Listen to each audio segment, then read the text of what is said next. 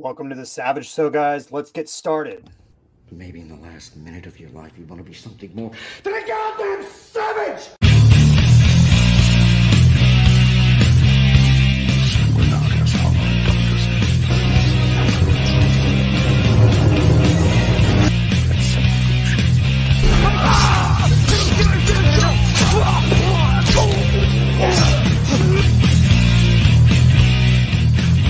Annunziare mendaccio. Ego sum homo indomitus. Fearless rats, insanity. He wanted the game fantasy. Radio one, forbidden sight. He searches under up the shadows and You like this, girl? You like being food for the immortal?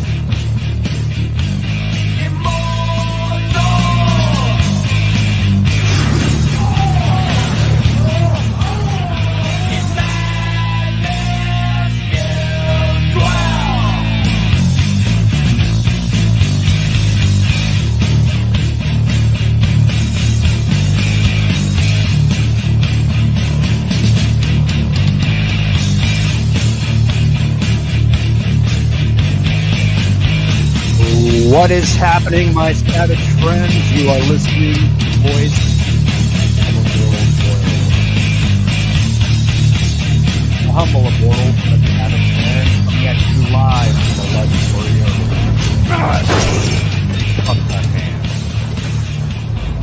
It is Saturday, July the 15th, 2023. 9:55 p.m. West Coast Seattle time, and I have the wrong goddamn avatar.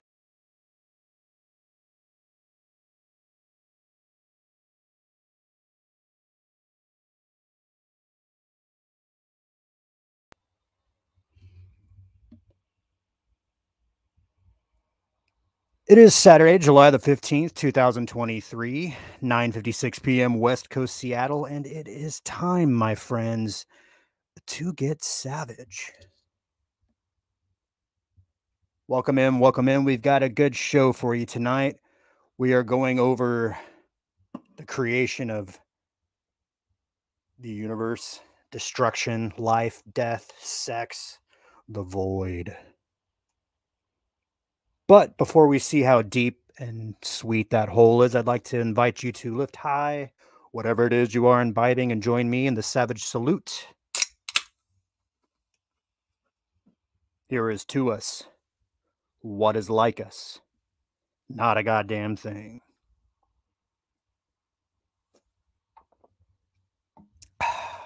Tastes like the beginning, tastes like the end. I'd like to remind you that the Savage Show is not for children. This broadcast will contain strong language, sensitive subject matter, images, and content intended for a mature 18 years or older audience. Viewer discretion is advised. This broadcast contains copywritten content. However, under the Fair Use Act, Section 504C2, Title 17 of the United States Code, this content is presented for the purposes of education, entertainment, through the use of parody, satire, critique, analysis, and/or social commentary by means of subjective opinion, which means even the birds and the bees are going to blush on this one. So welcome in, hail to the chat. Whether you are watching us live or on the replay, welcome in. Now, obviously, this show has not gone on with any sort of clocked regularity, and it's just one of those things, the cycle of the universe, how movement about the savage land, what it makes room for, what constitutes an interesting show, because I just don't want to put you guys on just because I want to hear my jaws flap. Usually I have to be inspired either by people, places, things, animals, interactions. I no longer want to solely rely on entertainment for the thrust of the show, if you will. Sometimes those things are relevant. Sometimes it'll inspire something, but it's few and far between. I'm no longer in the business of telling big studios how shitty they are, because they know it. Yes, they do. They know it. What I instead prefer to do is exactly like I said, live my life. Let something organic happen. I was listening to some podcasts earlier today, and I do take time to indulge myself in you know, my hobbies. I do still like Star Wars, or still do like martial arts and expansive thinking. That is the thing that I like the most. And when I start to listen to more expansive content, if you want to call it that, more elevated content, things that make you challenge your own worldview and decide if you have room to improve in your character, which always the answer is yes. But I found that a lot of the truths that I came to, especially when I was younger, were so mind-blowing and revolutionary. And it seems like these books were just like written everywhere and falling off of shelves, and it felt like there was this momentum going, and that there was just this chance of hitting critical mass, and for everybody to finally get it, to the point where it's like, well, if everybody's on the same page, then maybe I can just sort of relax a little bit and not worry so much. But the older I get, the more I realize that that's a fallacy, because the powers that were, powers that be, whatever you want to fucking call it, uh, they're only too ready to say that this generation is a wash and go ahead and start setting in on the next one. And especially coming from the perspective of a father, where I have a little clone of me running around looking halfway like me. She copied my cranium, so I know she thinks like me. Having the prospect of having her be susceptible to whatever the ethers are trying to throw at her, and convince her to think, is very disturbing to me.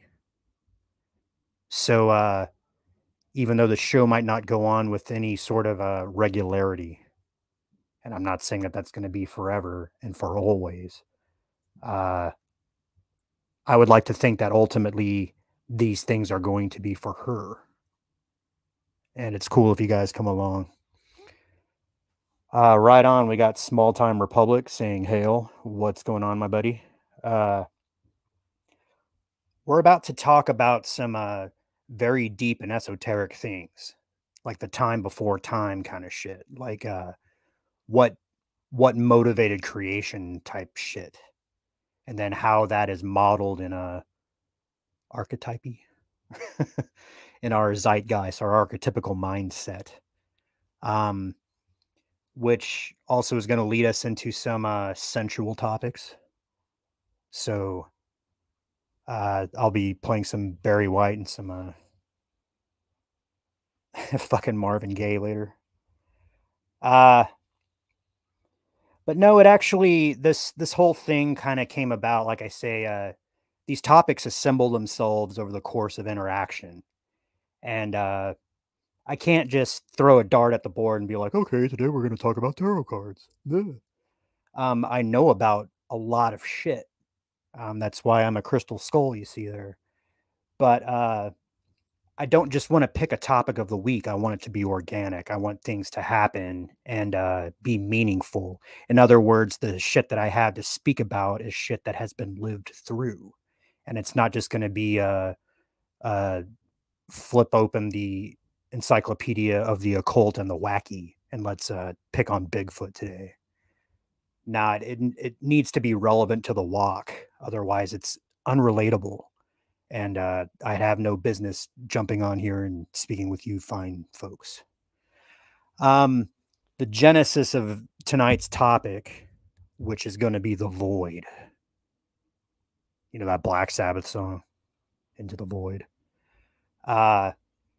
Actually came about because of conversations that I was having with two different women.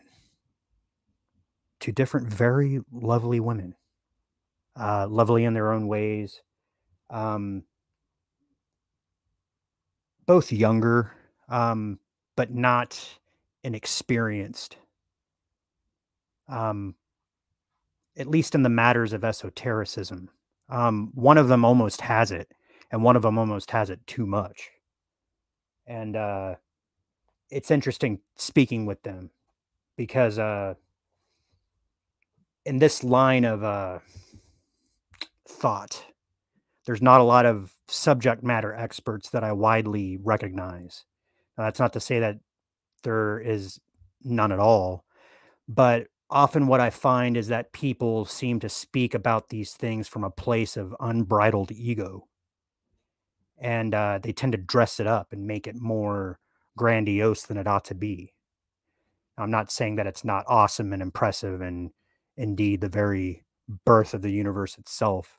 But what I'm saying is that you don't have to put on a cape and a turban and magic feathers and wave around jewels and crystals and gems to convince other people that you know what you're talking about. The manner of your interaction should be enough to convince you, the vibe you're receiving. People who go out too far out of their way to appear mysterious or whatever, just they don't know how to explain something, and that's going to be to your detriment, my kind fellows. So who are these two ladies? Well, the first one, they're both in their 20s. So the first one is somebody who lives relatively close by to me. I live roughly in Seattle. This is a lady who has a very broad and open and questioning mind. She's very physically attractive, and she's pushing past this point where she's trying to use her physicality to get what she wants out of the universe, because that led to a dark place for her. But what it did leave, if I'm not this, then what am I? And that question sort of became common in the space, and she started bouncing ideas off of me. And then this idea of the void came up. Because it's interesting. When I meet somebody new, I don't tend to dump everything I know on them, because that's no different than jumping on a soapbox on top of a church and saying, "Hey, everybody, guess what I did?" What I tend to do is I tend to greet people, look them in the eye, get a sense and a feel for their energy, see where they're at, feel where they're at, and see what they want to do. Most people are perfectly fine just being polite, saying hi.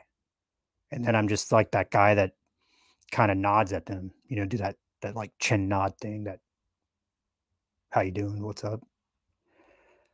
Some people want to say hi, how are you doing? Some people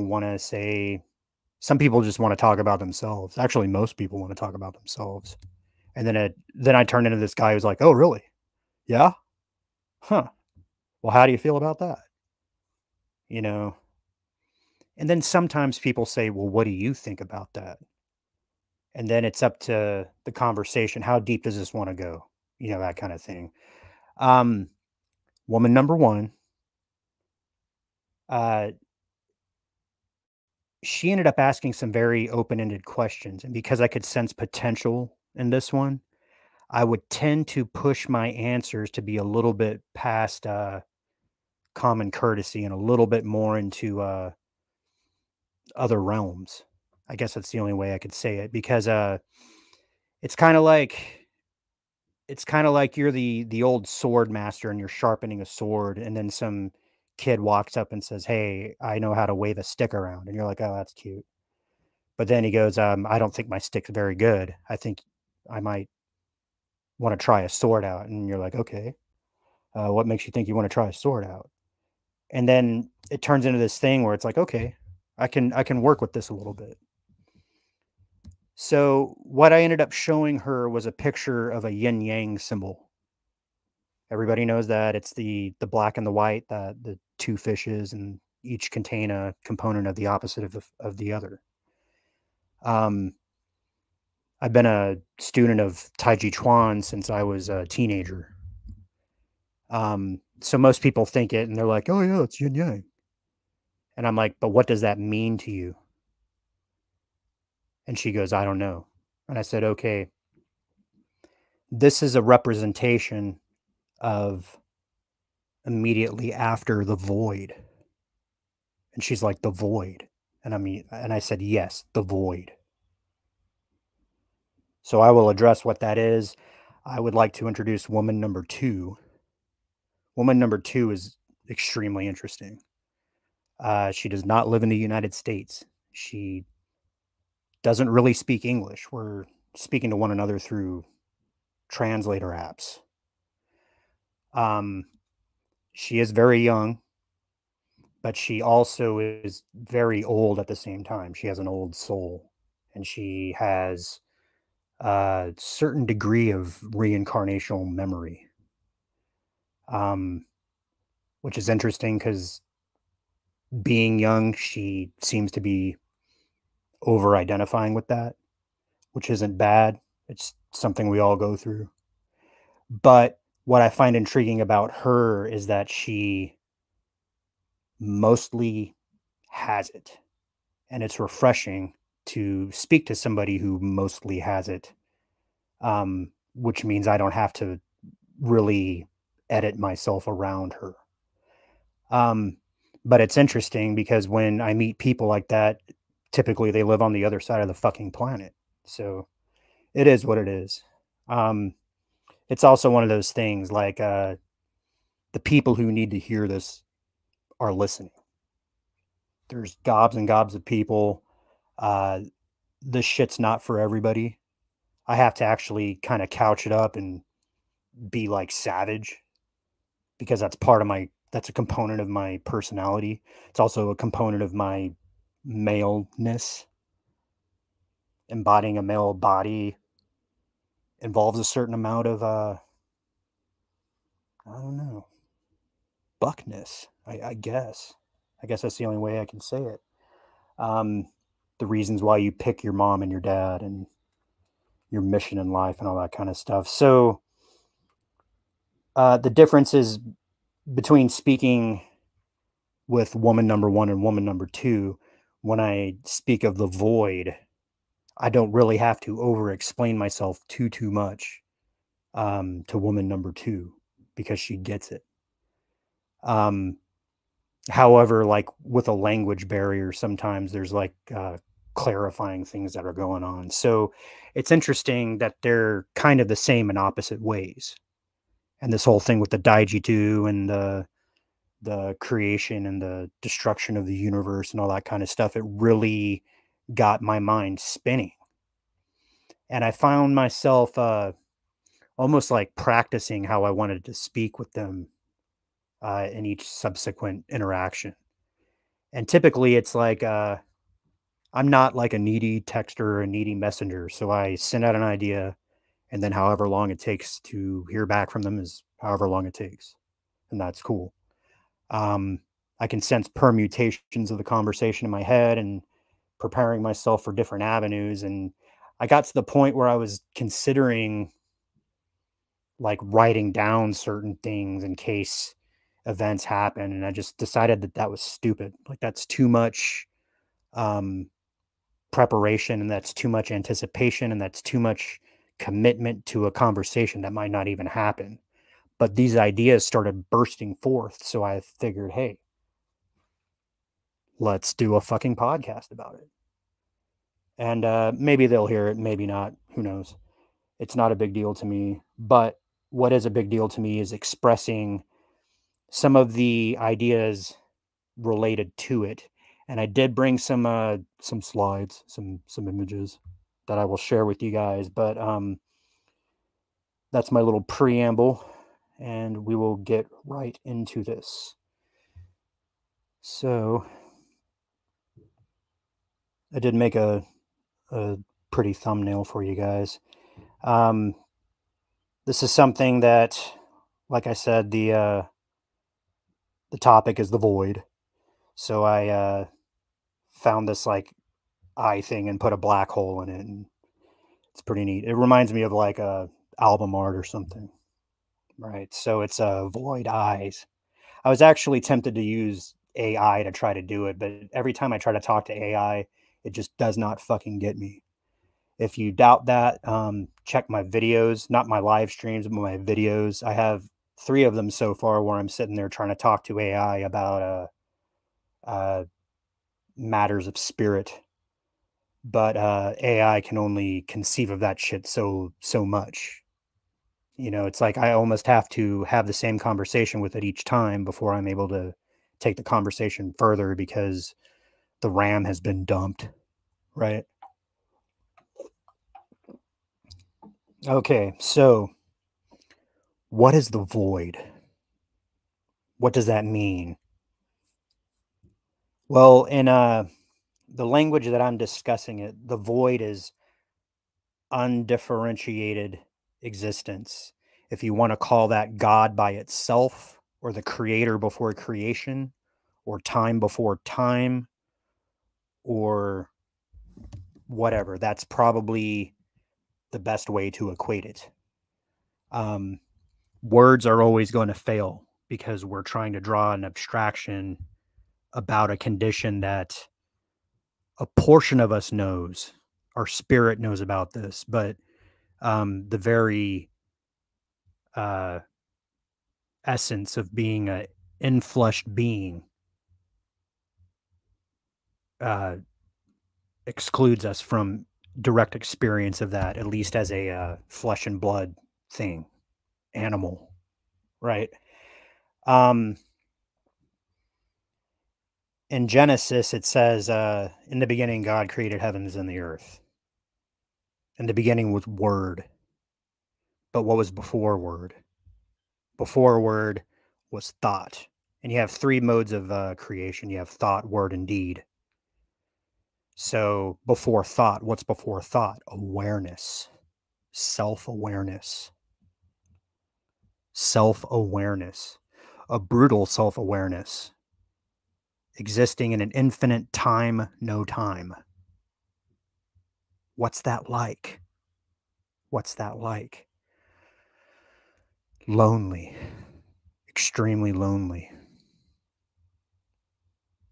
The first void was extremely lonely because all there is an isness, an awareness of self. But if there is nothing but self, then self means nothing because there is nothing else. There is nothing else. And that's a very difficult, it's a very difficult concept to try to communicate through words. So I'm going to create an image in your mind to help, hopefully help illustrate this. Okay. I want you to imagine that you are in a completely white environment. There's no edges, there's no hallways. You're suspended by some inexplicable force. Okay. But it's just you. You don't even have a body at this point. It's just you and nothingness. Now I'm choosing to use the color white because it gives your eyes something to do. It's neither white nor dark, and it's not even really a place. It's inside your awareness of self. But if there is nothing, pretty soon all you know is that you are, but you can't make any other sort of decisions about yourself. Now imagine within that white void, poof, your body appears. Okay, so now you can start to sort of figure some things out. You look down, you can see your feet. You look to your side, you can see your hands. Between your face and your feet, you can see your body. You have a trunk, you have 2 legs. You have 2 sets of hands, you have fingers. You're like, okay, so I'm at least roughly this big. This part of me is that far away from the part of me that's seeing it and the part of me that's thinking about all this stuff. You can sort of get some spatial orientation. But then what? Pretty soon, after you've experienced all that, you've run out of things to experience. So you're just hanging out in this big white nothing. So again, you know a little bit about yourself, but you don't have a complete picture. So imagine magically a puppy appears. Cute little puppy. Okay, well, this thing is cute. It's furry. It seems to like me. It's not quite as smart as me, but it's still kind of smart. And it's happy to see me. It wants to be with me because, again, it's just you two. So the point that I'm trying to make is that absent anything else, isness is not. Now, I'm not going to pull any punches with you guys. I'm going to continue speaking like this because if you are still hanging on, I know that you probably think along these lines too. The next thing I want to show you is the second part of the conversation with woman number one. So I showed her the yin yang symbol, and I told her that it's a very old symbol, and that a lot of times a good way to start to broaden your experience is to explore other cultures' ideas of what their understanding of a primordial beginning is. So I'm going to pull up this chart. This is an old Chinese thing. Joining us, we have Random Brad. What is up, Random Brad? The Thunder from Down Under. Brother from another mother. Thanks for joining us. We are speaking about the void. The void. So, what we see here up the top, void. This is how the Chinese think about it. And I've studied Chinese martial arts since I was a teenager, so this is a visceral way to explain it.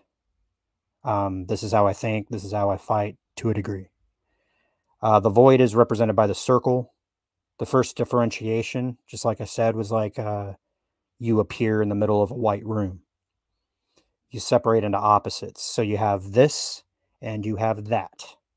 That's where you see the two equal, half dark, half light.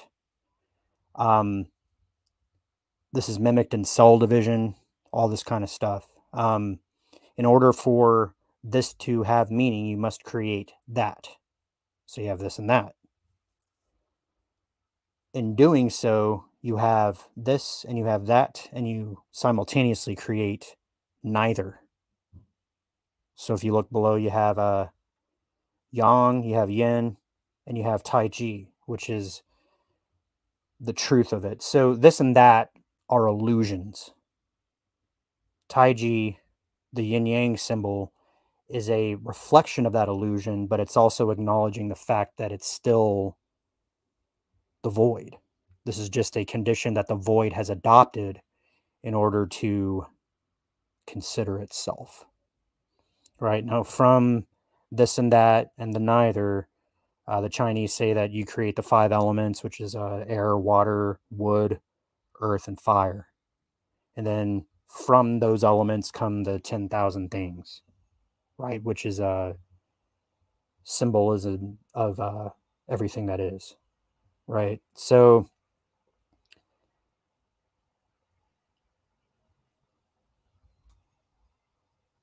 that is what the Chinese think. And it is interesting.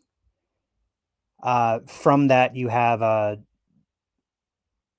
theories about how to move in the universe. You have a way of thinking, all that kind of stuff. Next, we're going to step over to the subcontinent of India. The Hindu tradition has an incredibly ancient memory. China does too, but the Hindus have recorded things in a very, sometimes a very literal way, and sometimes a very symbolic and philosophical way. Both of those things can be appreciated for what it is. I'm going to go into it a little bit, but I don't want to get too far away from this idea of the void. So all of these things are going to be sort of supportive of that idea. Okay. The first thing that I want to talk about is something called the cycle of Brahma. And there's an interesting site, cs.ubc.ca,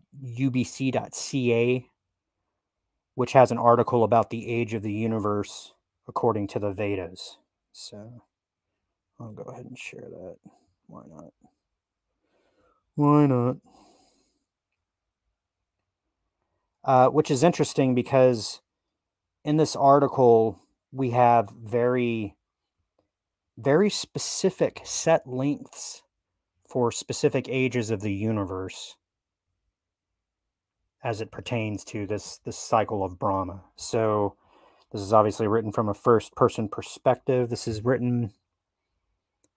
Who wrote this? The author... I do not see the author here. Maybe hit home. Oh, here we go. Amit Goyal, final year PhD student, computer science, University of British Columbia. It's just up the road from me. Okay, so that gentleman wrote this article a long time back, so blah, blah, blah. According to modern science, there are two theories. The steady states theory, which says the universe is never born, never dies, and is always like what it is. And B, the Big Bang theory, which says the universe began with a point of energy exploding in a Big Bang. Since the universe is expanding and evolving, the first theory is not 100% correct automatically. Big Bang theory says the current age of the universe is 11 to 20 billion years. But according to new observations, i.e. clusters of galaxies, supergalaxies, the Great Wall, Tully's complexes, it is quite evident that our universe is much, much older than that.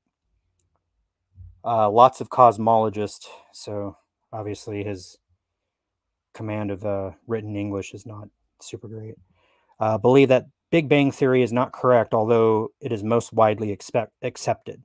In short, modern man is not aware of forces in science which are needed to explain the creation of the universe. Excuse me while I wet my whistle. Let's look at Vedic science and what it says. Right now, I am quoting only what it says. A, the total age of the universe is 311.4 trillion human years. Current age is around 150. This current age that we live in is around 155.521972944 trillion years. Here is how it is calculated. There are 4 ages on Earth which keep circulating. There's the Sata Yuga, which is 1.728 million years. There's the Treta Yuga, which is 1.296 million years.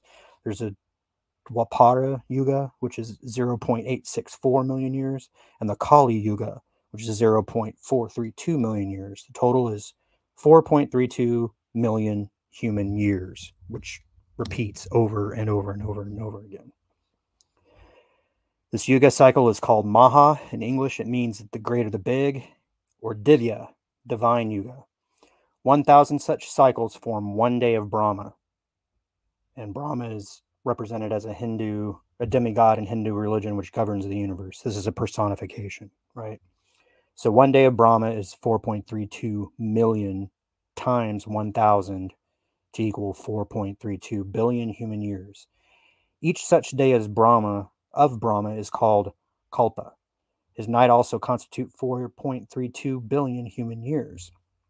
During his day, life exists in the universe. In nighttime, no form of life exists. So one complete day and night has 8.64 billion human years. The age of Brahma is 100 years. So each year of Brahma has 360 days, the same number of nights. Thus, total age of Brahma is 360 times 100 times 8.64 billion, which equals 311,040 billion human years, i.e. 311.04 trillion years. This period is called Mahakapla. The lifespan of the universe is 1 Mahakapla, i.e. 311.4 trillion human years. This time span is also the duration of one breath of Vishnu, the ultimate god of the Hindu religion. When he exhales, thousands of universes emerge, and one Brahma is born in each universe. When Vishnu inhales, all universes get sucked up and Brahma dies. This cycle is non-ending and eternal. That's why Vishnu is considered eternal in Vedic science or religion. How old is our universe? Note that the period of the Sada Yuga is 0.4x. Treta Yuga is 0.3x. Dwapara Yuga is 0.2x. And Kali Yuga is 0.1x, where x is the time span of one Maha Yuga cycle. The author will continue to use x as one Maha Yuga cycle subsequently. In one day of Brahma, there are 14 Manvantara. Each Manvantara is divided into 71 Maha Yuga cycles. So a total is 14 times 71, which equals 994x Maha Yuga cycles. The remaining cycles, wherein one day of Brahma constitutes 1,000 Maha Yuga cycles, are used to fill gaps in between Manvantara. Before and after each Manvantara, as called Sandhya and Sandhyasama, respectively, there is a junction of 1.728 million, the age of the Sata Yuga, or 0.4x human years. The total number of junctions are 15, since there are 14 Manvantaras. So the total gap period equals 0.4 times 15 to equal 6x. Hence, the total makes 1,000 Mahayuga cycles, or one Brahma day. According to the Vedic text, the current age of Brahma is 50 Brahma years and one Brahma day. We are in the first day of the second half of Brahma, and we are in the 7th Manvantara, in the 28th turnover of its 71 Yuga cycles. In this cycle, we are in the start of Kali Yuga. The age of Kali Yuga is not known perfectly, but it is around 5,000 to 10,000 years. So for calculation's sake, he's going to hit like the middle mark of 8,000 human years. So to calculate the age of the universe according to Vedic science, in terms of Mahayuga cycles, it's 50 times 720 times 1,000. And then 50 years in the Brahma cycle. It's 360 days plus 360 nights, the total number of cycles in one day and night, plus 6 times 7, where 6 is the Manvantara and 71 is the Mahayuga cycle, plus 7 times 0.4, where there's 7 junctions or gaps for 6 Manvantara, plus 27 times 1, we are in the 28th cycle of 71, plus 0.4 plus 0.3 plus 0.2, or in this cycle we're in the Kali Yuga, Sata Yuga, Treta Yuga, and Dwapara Yuga, respectively, plus around 8,000 human years, which is very small, so he's ignoring it in the calculation here. So according to Vedic science, the total age of this universe, as of roughly right now, is 36 million plus 4.56.7 times x.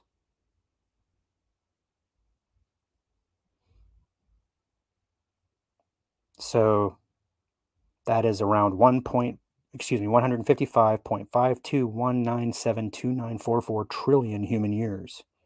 And then add the age of Kali Yuga, around 8,000 human years. So what he's saying is that the movement of the universe from beginning to end to beginning has happened, according to Vedic science, approximately 50 times. And these are astronomical numbers. And it's interesting to try to guess where they get this sort of information from. And if you go back and ask them, they'll say the gods taught it to them, right? Now it's an interesting curiosity. It's an interesting curiosity. But it's also to illustrate the expansive truth of the universe from a finite human perspective. Our bodies wear out in like 80 to 120 years, versus the age of awareness in the mind's eye of the universe, where a day and a night is thousands of years. And the only way that I could really think to explain it is in a way that can make sense to us is how fruit flies only live for like 2 weeks. 2 weeks is a fucking lifetime to them, but to us it's just 2 weeks. It's just 2 weeks. Okay, so that's the age of the universe according to Vedic science. Now, that is a very concrete and mathematical way to start to try to explain this large concept. Because if we return to the concept of the void, okay, before this fantastic invention of the universe, we have ourselves in a position called divine dichotomy, divine dilemma. So we discussed that that Wuji thing where there's a dot in the middle of the white room. How do you go about solving this problem if you are all that is? If your awareness of yourself is all there is, how do you experience yourself as what you are? Because there's nothing else. Well, the wonderful thing about consciousness is that it can be divided. Consciousness can be divided. So that's the representation of the yin yang, right? The solid black ball and the solid white ball. Consciousness can be divided. So consciousness becomes divided, and in that instant, it takes on its own identity, right? In the image and in the likeness. So suddenly, and it's tempting to say like schizophrenia, but it's not quite that bad. In that instance, you suddenly have another. You have something that's the same as you, but the opposite of you. You both know the truth, but one of you has agreed to adopt an illusion. Okay. Now, this is being done on a conscious level. If you want to anthropomorphize that, you're not doing anything different than our ancient ancestors have done. But so far, this is just a thought experiment. I can conceive of myself as who I am, but I can also conceive of myself as who I apparently am not, by creating this alternate consciousness and imbuing it with its own identity. Now, this is symbolically recalled as like, the fall of the devil, all that kind of stuff. Through the veil, stopping to say hello. Appreciate you for stopping by. You read some good cards. We might have to talk at some point.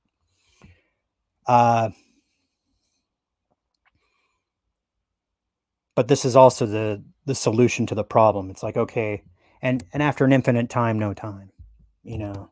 Unbelievable loneliness and self-awareness, and finally have this idea. Well, I don't have to be alone. I can divide my awareness. I can divide my awareness into something else that's composed of me, equal to me. It can't destroy me. I can't destroy it because it's me. But we can finally start to do something. Right? So the solution becomes an illusion.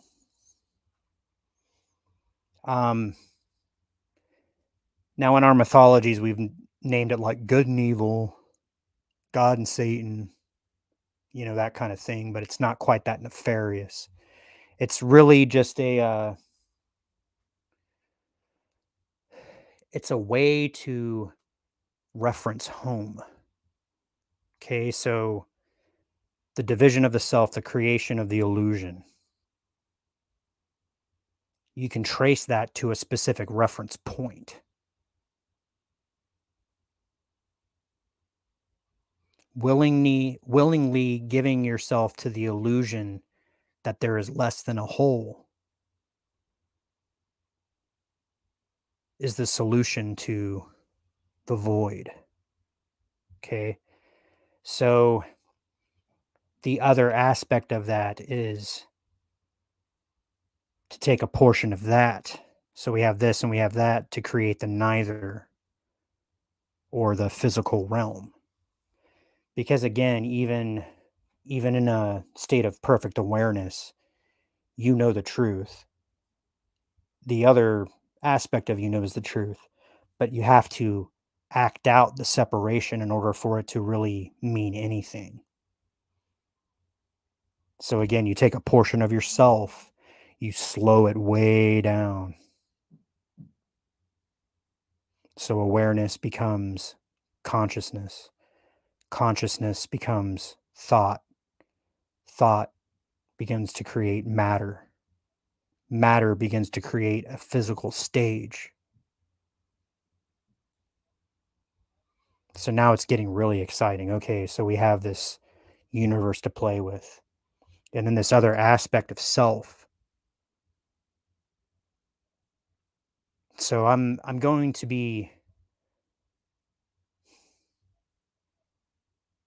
have to ask you guys to adopt the perspective of the creator.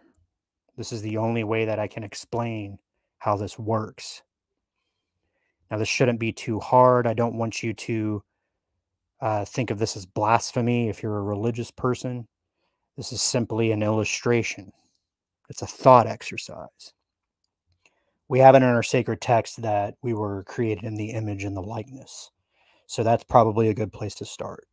Okay, so imagine you're God. You have this problem. You create another in the image and the likeness. And you tell this other, you are God. You're the same as me. I made you of myself. This thing that we just made, this is made of ourself as well. We're going to slow this part down. It does contain a portion of awareness of what we are, but then I want you to go out and play in it. So this other goes, oh my God. And then it explodes into a bazillion pieces. Right? There's like a portion of it that remains in awareness of what it is, but then all the bazillion pieces of it goes out and plays in physicality. Well, what can physicality do? How can we shape it? How can we play with it? Well, let's make the laws of the universe. Okay, the laws of the universe are pretty simple.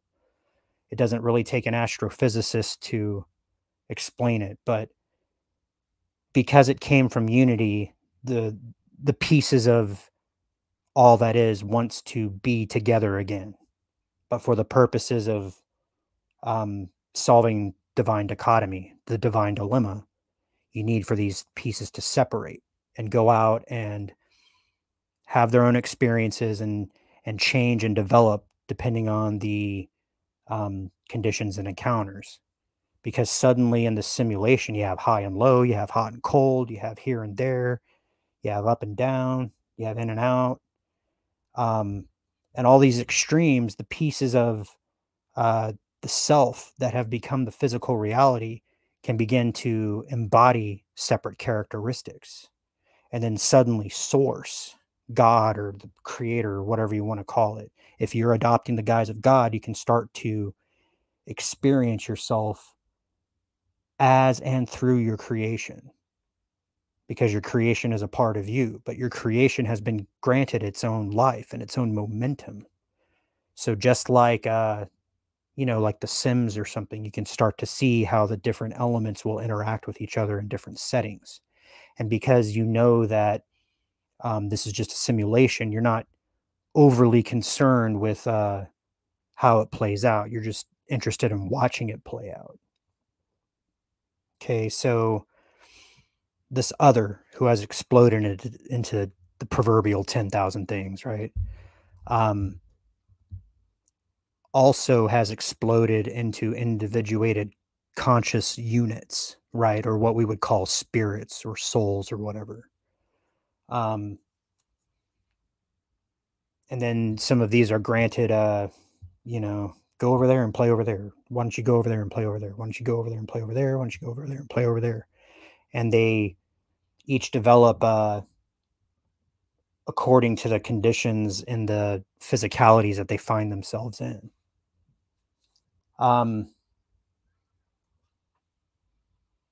So this is a very huge topic, and it's very challenging to try to make this concise. But essentially, there's this excitement, and it's like, okay, well, you know, all these uncountable souls have the opportunity to go out and play and do whatever they want. They understand from their perspective that no harm will come to them and it's a simulation, but inside the simulation there are rules, because physicality has things like chemical reactions, necessary temperature tolerances, necessary design implements, depending on the type of physical vehicle that they have decided to embody. Now, something like a dandelion is not so complex as something as, say, like a deer. The dandelion functions off of photosynthesis, but the deer has to eat the dandelion. But then something else eats the deer, and so on and so forth. And then you get to the point where we're entertaining intelligence, because though the deer and the dandelion have their own types of experience, it's really in the sentient types of consciousness where the creator can experience itself as a creator, because you have something smart that's looking back and considering the whole thing. Now, the only way that that can work, to really work, is if we implement the element of forgetfulness into this thing. So you have a portion of the self, of the creator, that individuated and voluntarily called upon its self-forgetfulness to go in and play in this simulation and believe and enact lifetimes as if it were actuality. And it's kind of like spawning in a video game. You spawn, you run around, you do your mission, and you die, and you go, ah, fuck. And then you have the opportunity to respawn your character. It's not quite the same, but that's a pretty damn good metaphor for what we're talking about right now. The solution is the illusion. The solution is the illusion. So, what happens when intelligent races begin to gain a degree of mastery over the rules, limitations, and physics of the stage? Well, then they can go on and play their own creator games, which is very much what happened here on this planet.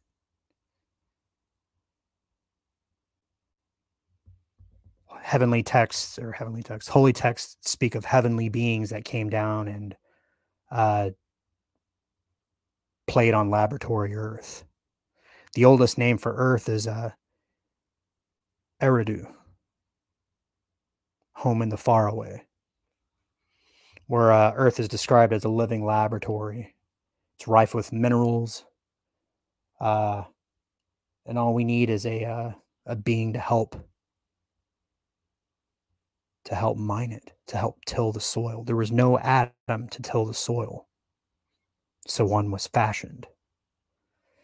Now, for intelligence to evolve and master time and space and all that, it takes a long, long fucking time. But when it comes to Terran human civilization, we're just babies.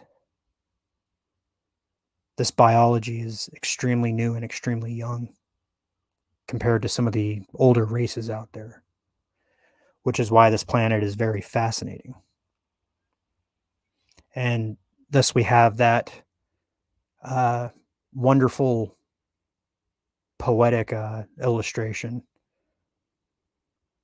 All the world is a stage. Okay.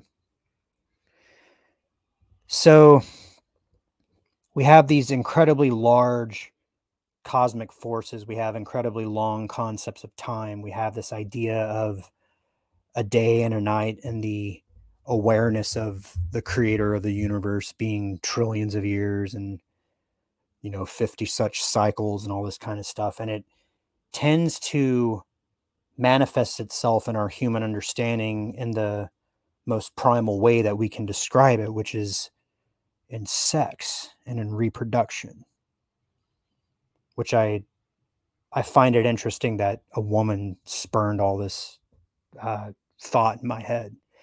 These are things that I would like to sit down and just like explain and speak with them about. But, the time's not right. So I'm talking to you guys about it. In our own physical human lives, the most direct way that we have to experience ourself as a creator of life is to actually physically reproduce. For a male and a female to come together and create life. And these are obviously very powerful drives. Our animal is very much programmed to go out and reproduce. And depending on whether you're a male or depending on whether you're a female, you have a very unique reproductive strategy, because males are providers, they're hunters, they create resources. They tend to master with their hands their environment and change it into something useful and usable. Whereas a female is trying to look amongst the males and decide which one is the best at doing that. And then her youth and her fertility entice the male, and it's kind of like the peacock kind of thing. You build a nice nest and you go out and you go, what do you think? And fluff up your feathers. And if she's into it, then, let's lay some eggs kind of shit. The man plants a seed in the woman, then the woman is tasked with safeguarding the child, giving birth. The man shelters and protects his family. The woman cares for and nurtures the family. And then they impart their wisdom based on their life experience. They teach their skills. They share the stories. They sing the songs. And then hopefully they raise able children to go out and repeat the cycle ad infinitum, right? Very primal process. And of course, through different civilization, different experience, different times, different environments, different stories, and different attitudes have grown up around that energy of reproduction. And because it's such a primal driving force, we have tied that to the creation and the destruction of our own universe, and rightly so. As I said, we all are a portion of that original creative source. It's closer to you than the jugular in your neck. Every atom in your body is vibrating with the energy of that original creative source. What are some of the symbols of that? Well, we started off talking about the Vedas, so I do want to show you some of the imagery that they have created, because once again,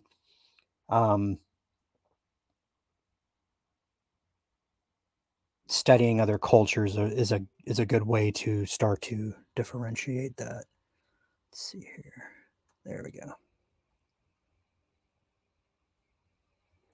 I'm going to show you this lovely lady. This woman is named Kali. Well, she is a goddess, actually. Kali is actually the goddess of sex and destruction to the Hindus. And it's an interesting story. So again, this is creation and destruction of the universe, that all that math that I was going through earlier. This is a personification of that. Okay. So the Hindus will say that Vishnu is the ultimate being. He's the one that sleeps. He's whatever. This is a personification of the feminine, whereas another being named Shiva is a personification of the masculine, right? So you have yin and yang, just like the Chinese were talking about earlier.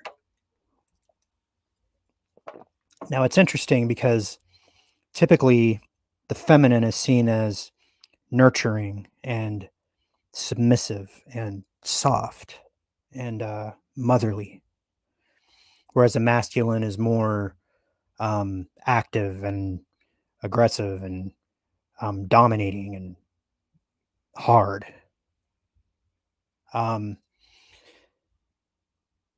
Now the the Hindu tradition has thousands of stories. You know, you can't, it's not like the Bible where everything's in one book. It's like, it's books and books and books. You can spend years listening to this shit, but just for the keeping it down to Shiva and Kali. Kali is what happens when the goddess is perturbed and moved towards a state of violence. Okay, now sometimes this happens out of grief, and in some stories it happens because there's a malevolent deity that can only be killed by a nude female. I know it's a crazy story, but she embodies this, and indeed, when she's in her Kali state, the goddess is dark of color. She is nude, except for the only accoutrements she has on are limbs and skulls of her defeated enemies. Okay, so she goes out and she slays the deity, just as prophesized, a nude woman, right? And even in the story, and this is where it's going to start to get sensual. Okay, some of these images are going to be very sexual. The next slide I have is actually going to be a little bit more explicitly graphic. So I'm going to put that out there before I even say anything.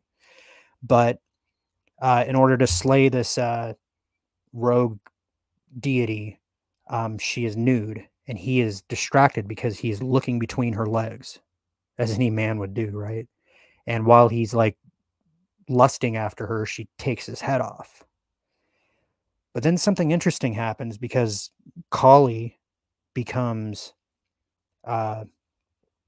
drunk with bloodlust. And at this point, she begins to manifest in the battlefields of lesser beings, right? So the concern is that Kali is drunk with bloodlust, and she's killing every fucking thing that she sees. Now, it's weird. I was looking for imagery of Kali all the way up until the point of broadcast, and I actually started about 10 minutes late because I was just having such a hell of a time finding it, because Kali is supposed to be absolutely terrifying, like almost demonic in appearance, but at the same time she is absolutely sexually mesmerizing, right? So it's like I could either find pictures where she looked like a complete demon with no sort of allure to her, or it was the opposite thing where she was just like so fucking sexy that it was pornographic.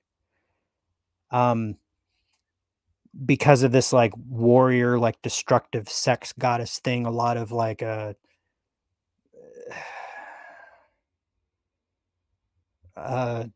don't know, a lot of overly aggressive feminists have adopted Kali as like a token fucking deity. But without really understanding the whole creation and destruction element, they're just looking at her as like an Amazon, like an out of control Amazon that just goes around killing men and wearing their skulls as a wreath or a necklace or whatever. But the thing is that Kali is going around just tearing up creation. And so in a desperate attempt, they go to Shiva, who is her consort. And they say, Shiva, your woman is destroying creation. Do something. Now, here's what's interesting, because Shiva, you know, you would think that a man would walk up to his woman and say, like, hey, bitch, cut it out, or like strong arm her or whatever. But the thing about Shiva is that she is on a warpath, and any sort of like additional escalation in terms of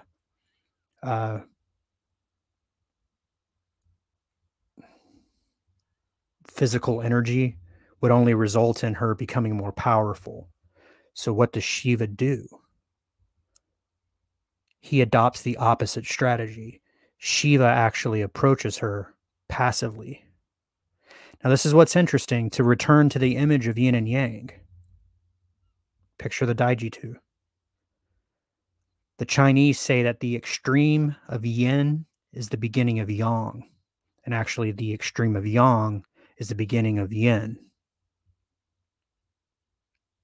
which is how they feed into each other, which is how they dissipate each other, which is actually how they balance each other. And remember, there's two little dots on each side where it contains a tiny portion of the opposite.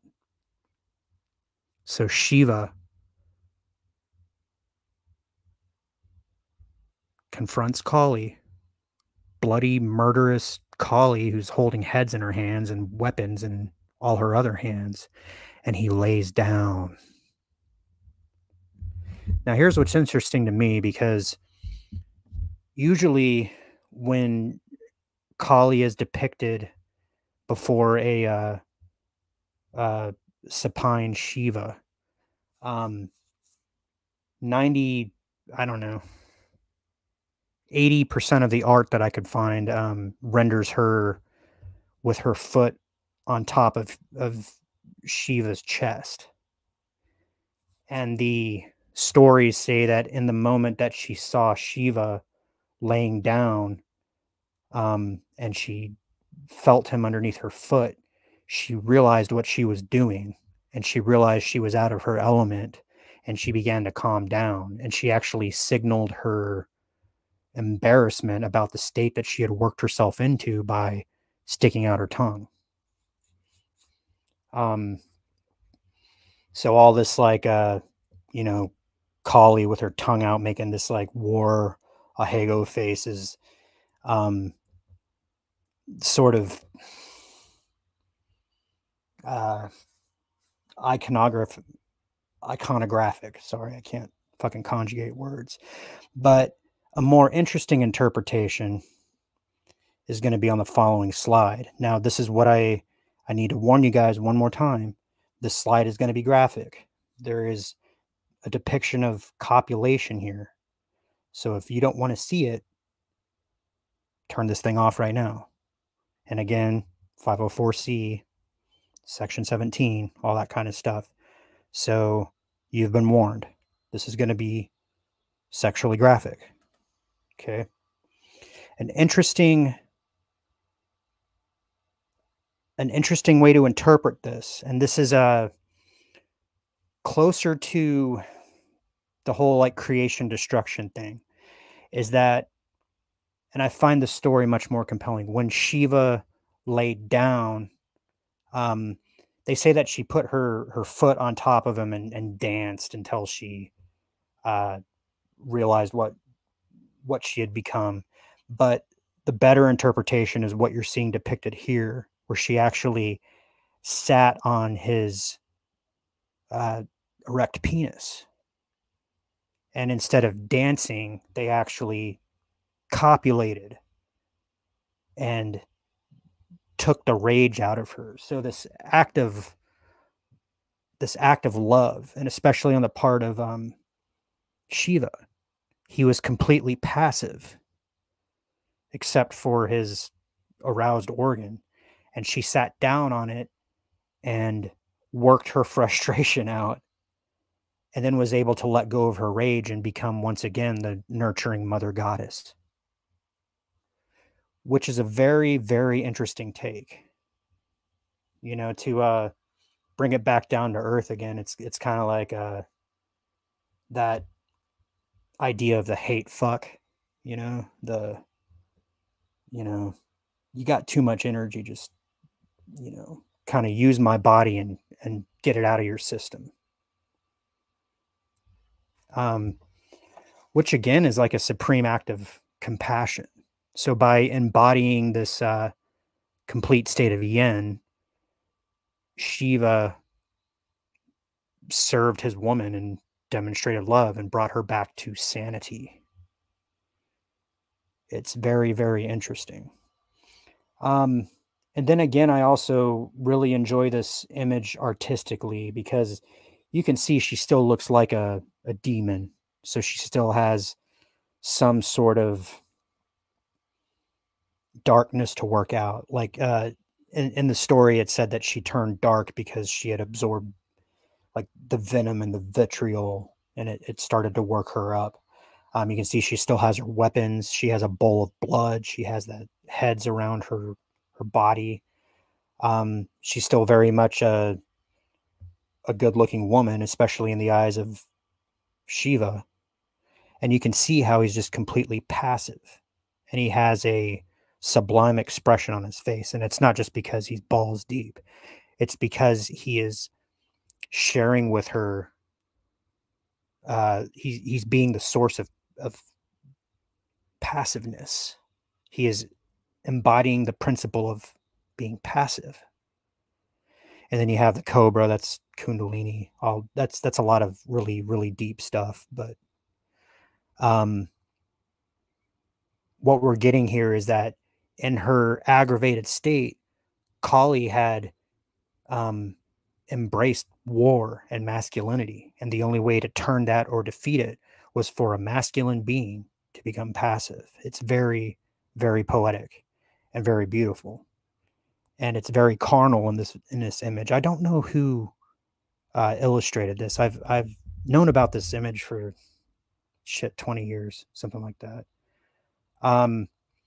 But it's also interesting too because the Vedic traditions are, I don't know, maybe 5,000, 6,000 years old, something like that. But this story is not unique. There is one other parallel that I can think of where it's a similar principle, and that comes from the land of Mesopotamia, where we have, and this is probably 8,000 to 9,000 years ago, in the story of the Epic of Gil.ga.mesh.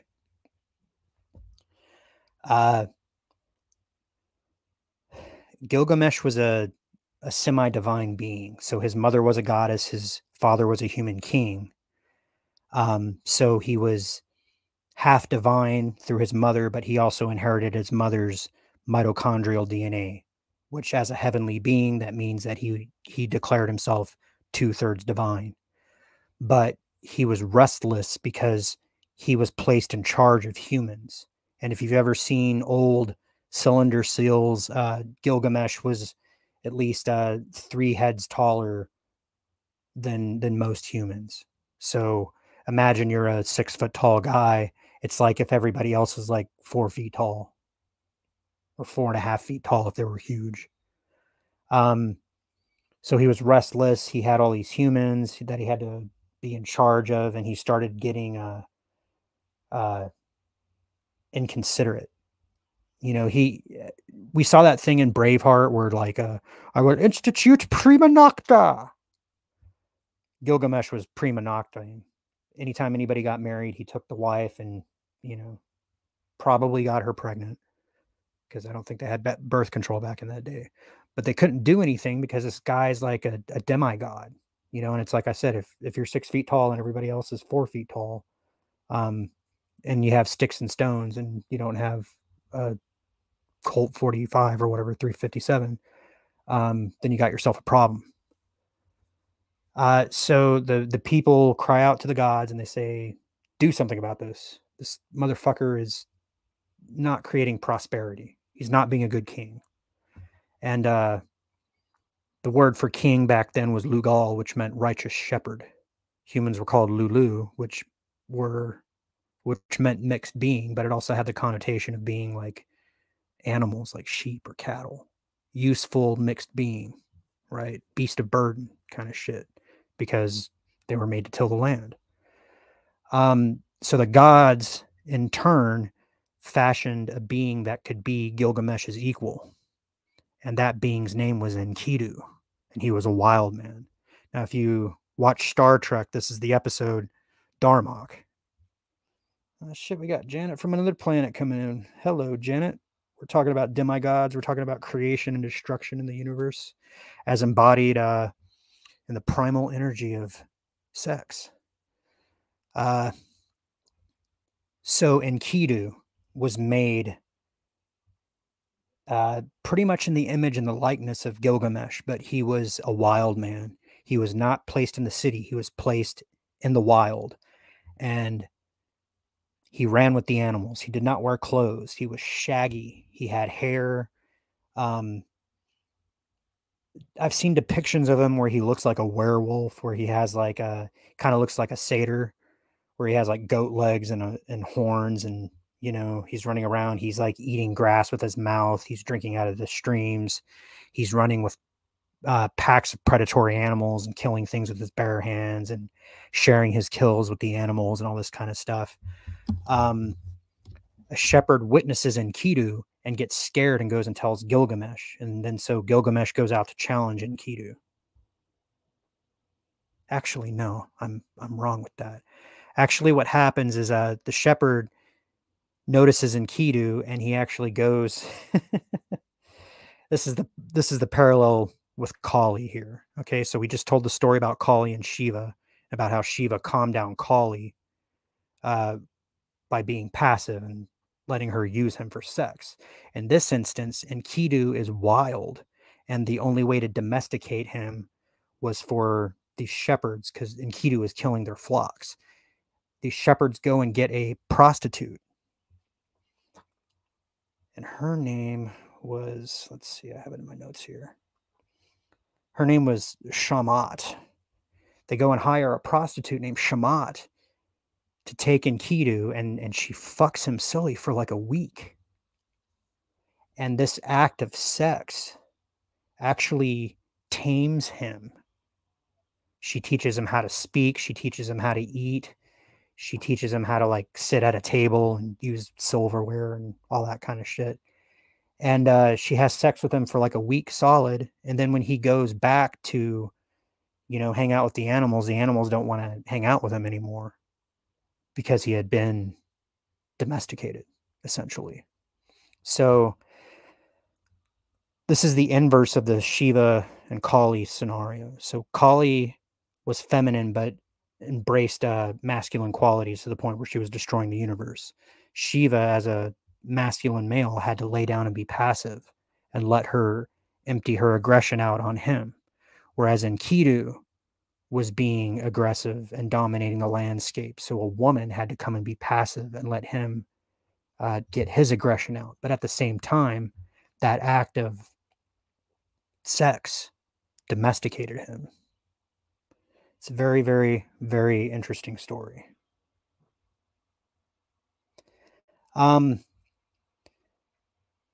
So again, these forces of creation, in order to make it relatable, humans have created basically like fertility cults and tried to explain it in terms of the types of creation that we have control over. Now, as a human, we can use our hands to shape our environment, and there's a certain amount of creation there. But when you actually join together a man and a woman and create a new life, that is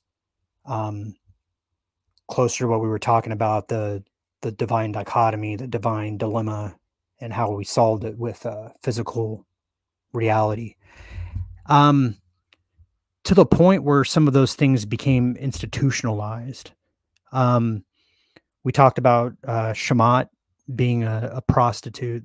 there was actually a cult of divine prostitutions in Mesopotamia back in the Babylonian days, and the women weren't called prostitutes; they were called kadishtus, where they were supposed to be the living embodiment of the goddess Ishtar or Inanna or one of the other 100,000 names that she has on this planet. But essentially, a man could go and be with the woman, embrace divine Ishtar, and do his thing, and she was only too happy to comply. I'm sure that there was some money or some food or something in exchange. They say it's the oldest fucking profession. But in the sense, it was also tied to religious experience. It wasn't just about getting a nut or whatever. To the point where we start seeing things like the temple in India that's dedicated to tantric sex, and they have all those carvings. You know, it was so like explicit that when like Christian monasteries came around, it was shocking and disgusting and appalling. You know, that's like a whole nother thing, trying to cap human sexuality. That's a different topic. We'll talk about that some other time, but we're tying human sexual experience and ritual to the experience of creation and destruction of the universe as a whole. As a whole. Joining us, we got Tommy in the Guinea Pig Collective. What is happening, sir? I was actually watching a video about somebody who was trying to domesticate capybaras, and you were the first person I thought of. Okay, so the tantric sex practices in India, which was also the domain of Ishtar. It's interesting how the pantheon carved up the earth. Again, that's a different topic. You had the women enacting the physical vessel of Ishtar, and there were sex cults, and it became, again, it's ostensibly it wasn't about getting a nut, but it was obviously a component of it. And there were certain things that were tied to the orgasm experience. Going over to China, we talked about yin yang and all that kind of stuff. The arbiters of I don't know, the holders of that specific type of knowledge became known as Taoists. And within Taoists, there was a sect that practiced sex. The sect had sex. So in Taoist sexual practice, there's this idea of qi. Okay, so I talked about Tai Chi earlier. The Japanese call it ki. The Hindus called it prana. It's been called in science orgone. It's been called in science fiction the force. It's the energetic component of the human body, which I want to distinguish from the spirit. Okay, spirit is something else. Spirit is the force that connects you to the divine. The chi is the force that drives the body. And the Taoists believe that you had a certain amount of prenatal chi, which is chi you're born with, and postnatal chi, which you must exchange with the universe as you go about the world and as an organism, right? As an animal. In Taoist sexual practices, this is one arena where prenatal chi can be either stored up or issued or whatever. And they had a really interesting thought about all this, specifically about sex. Take a sip before I get into this. Hail to the chat. Glad you guys joined us. I know it's late at night and sort of impromptu, but okay. So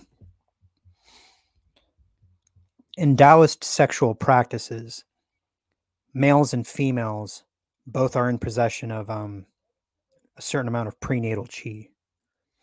And males, specifically males, are more susceptible to losing it, because when males ejaculate, part of that prenatal chi is literally jettisoned from your body. Okay, so if you guys are familiar with like Japanese cartoons, this turns into like, succubus magic and all that kind of stuff, but it's pretty straightforward and simple once you explain it. Okay, so in this Taoist model, when a male enters into a female and she orgasms, he can absorb that because he literally has uh, an antenna sticking straight into her, and his pelvis is kind of like a satellite dish, right? So you can receive a transmission. A woman orgasms, you're able to cultivate that chi and store it in yourself. And then it's interesting because the challenge for the male is to not orgasm. It sounds pretty good for the female, huh? You can have as many orgasms as you want. Go ahead. I'm just going to absorb your chi. The only time in this sort of Taoist practice that a male is supposed to ejaculate is when he is creating life, when he intends to become a father, which can become kind of frustrating for the man. But then that's where like qigong and martial arts and all this stuff comes in. So you deal with the male frustration of not orgasming by exercising, and ultimately the Taoist sexual practice is to take the seed and transform it into chi, and then transform the chi into spirit. So the denial of orgasm within the male, even though he can have as much sex as he wants, denying the orgasm ultimately takes that energy and transforms it into spirit, which gives him a better connection with the universe, with the creator, with his ability as a male to shape his environment. And then the women get to have as many orgasms as they want.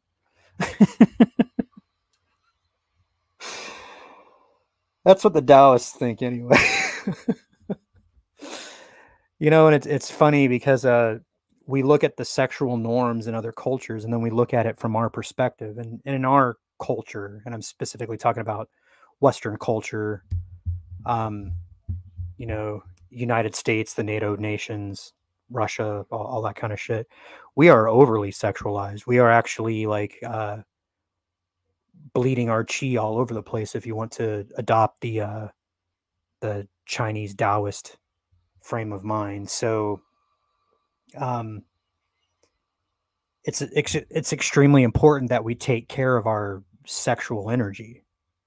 And I'm not just talking about like syphilis and gonorrhea and AIDS. I'm talking about who you share your sexuality with, who you choose to be sexual with. It's no surprise that lately, especially since I don't know, since the end of the Obama administration, where traditional sexuality became under attack.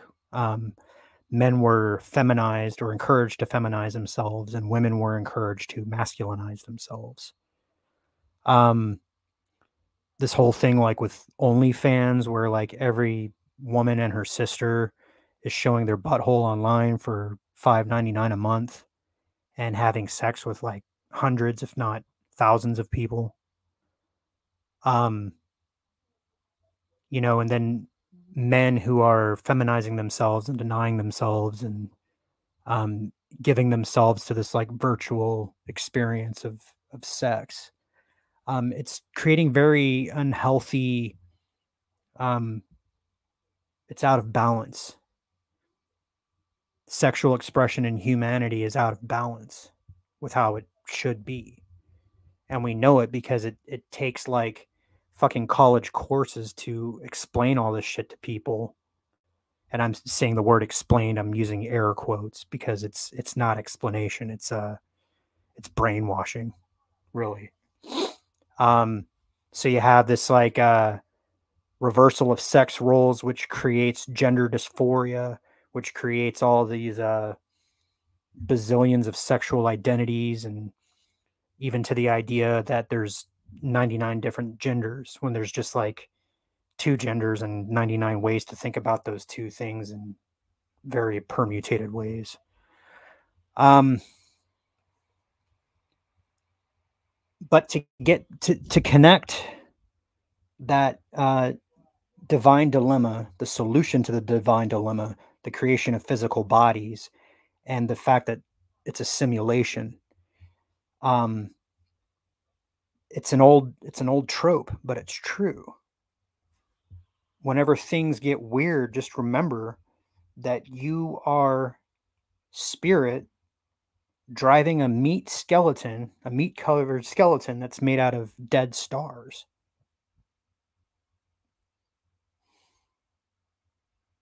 You're either building yourself up or you give yourself to the distraction, to the illusion. There's nothing wrong with giving yourself to the illusion. There's nothing at stake because spirit's indestructible. But the only thing that is at stake is your life lived. Because one day, this body's going to be done and you're going to look back and kind of consider how you did. And there's no judgments, but you'll know whether or not you wasted your time. And then you'll have to decide, do you want to do it again? Do you want to try to do it better?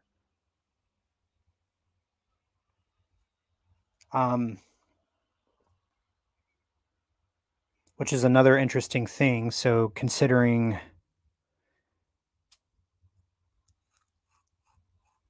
that humanity is the youngest or among the youngest of the intelligent species because it's a created race. And I'm speaking of Terran humanity, humans here on Earth. There are human races elsewhere, but I'm talking about humans on Earth.